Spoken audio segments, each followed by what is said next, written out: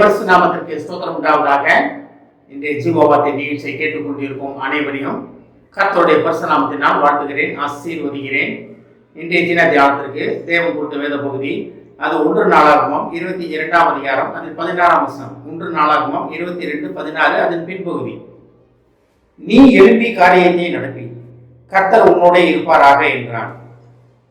இது தாவீது ராஜா சொன்ன காரியம், ஆலயத்தை கட்டுவதன் பற்றி சொன்ன காரியம். ஆனால் இன்றைக்கு வந்து தேவன் நம்மகிட்ட சொன்ன ஆசைப்படி ஒரு காரியம் என்னவென்றால், கர்த்தர் உங்களோடு இருப்பார், கர்த்தர் உங்களோடு இருப்பார். கேட்டுக்கொண்டிருக்கும் உங்கள் அனைவரோடும் கர்த்தர் இருப்பார். இந்த 5வது மாதம் நீங்கள் கர்த்தர் உங்களுடன் இருப்பதை உணரும் ஒரு மாதமாக இருக்க போகிறது. நீங்கள் அதை புரிந்து கொள்ள வேண்டும். கர்த்தர் என்னுடன் இருக்கிறார், கர்த்தர் எனக்குள் இருக்கிறார், கர்த்தரின் மூலமாக பார்க்கிறார், கர்த்தரின் மூலமாக காரியங்கள் பேசிக் கொண்டிருக்கிறார், கர்த்தரின் வாயிலிருந்து பேசுகிறார், கர்த்தரின் மூலமாக அநேக அடையாள அற்புதங்கள் செய்ய போகிறார்ன்றதை நம்ம புரிந்து கொள்ள வேண்டும். ஆனால் அந்த வசனத்தை பாருங்க, நீ எழுப்பி காரியத்தை நடப்பி. ஒருவேளை இதெல்லாம் நம்மளால் நடக்குமா? நான் தேவனுக்குலாம் ஓட முடியுமா? தேவனுக்கு ஊழியம் செய்ய முடியுமா? நான் இந்த மாதிரிலாம் பண்ண முடியுமா அப்படின்னு அநேக பேர் தடங்கள்ல இருக்கவங்க நிறைய பேர் உண்டு.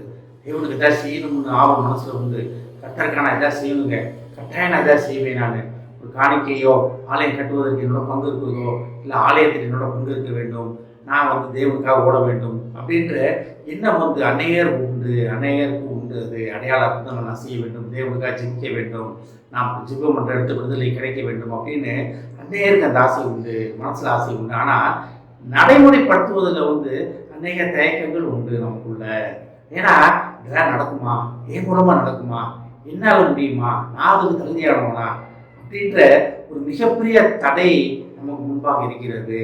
அந்த என்ன தடைனா சுயம், செல்ஃப் அந்த தடை. நம்மளை பற்றி நம்ம வைத்திருக்கிற செல்ஃப் மதிப்பீடு, சுய மதிப்பீடு. நான் அதுக்கு தகுதியானவங்க கிடையாது, என்னால் அது செய்ய முடியாது, நான் அவங்கள போல பரிசுவான் கிடையாது, நான் அவங்கள போல ஜெபம் பண்ணுறது கிடையாது, நான் அவங்கள போல வேதம் வாசிக்கிறது கிடையாது, இவங்கள போல பாடுவது கிடையாது, இவங்கள போல நான் பிரசங்கம் பண்ண முடியாது அப்படின்னு ஒவ்வொருத்தவங்களையும் பார்க்கும்போது நம்மளையும் கம்பேர் பண்ணிக்கிட்டே இருப்போம். அது தேவையே இல்லாதது. தேவன் நம்மளை அனைவருக்கும் ஒவ்வொரு காரியம் கொடுத்திருக்கிறார், ஒவ்வொரு விதமான அழைப்பு கொடுத்திருக்கிறார். நம்ம தேவன்கிட்ட கேட்க வேண்டும், ஆண்டவரே என்னை குறித்து என்ன ஆண்டவரே உங்களுடைய திட்டம், நான் உமக்கா எதை செய்யணும்னு ஆசைப்படுறேன் ஆண்டவரே, நான் என்ன செய்ய வேண்டும் ஆண்டவரே என்று தேவனிடத்தில் கேட்க வேண்டும்.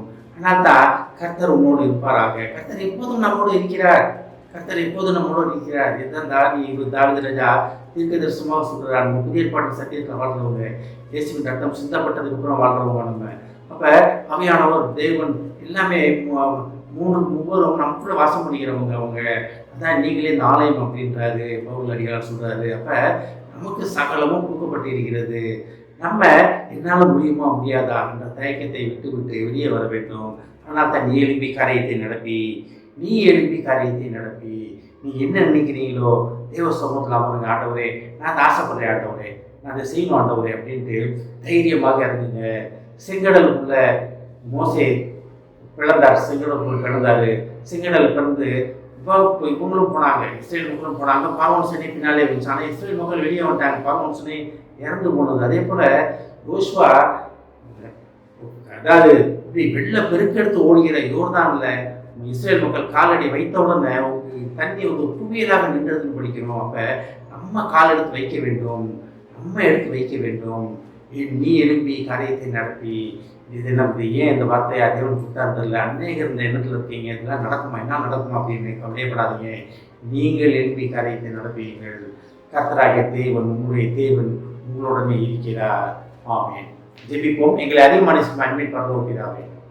நீ எழுப்பி காரியத்தை நடப்பி, கர்த்தர் உன்னோடு இருக்கிறார் என்று சொன்ன திரும்பியான வார்த்தைக்காக நன்றியாகவே பேசத்தப்பேன்.